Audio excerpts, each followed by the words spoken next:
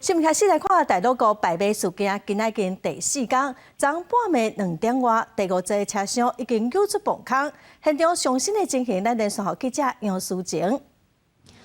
今仔日是苏公巴泰罗5号抢救的第4天，目前第5节车厢已经伫今仔日，也就是初5的半暝2、3点左右拖调出来。为画面中会当看到第5节车厢沿着铁基路准备拖去河前火车站，所落来重点就是第6节车厢的处理。谢谢。最一节转向架下面那一位应该是有办法救得出来。对，我们是尽量希望今天能够那个。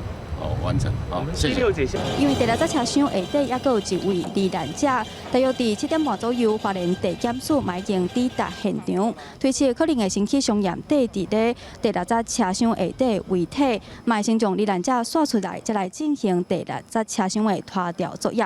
以上就是记者杨淑晴、林玉凯伫现场的报道。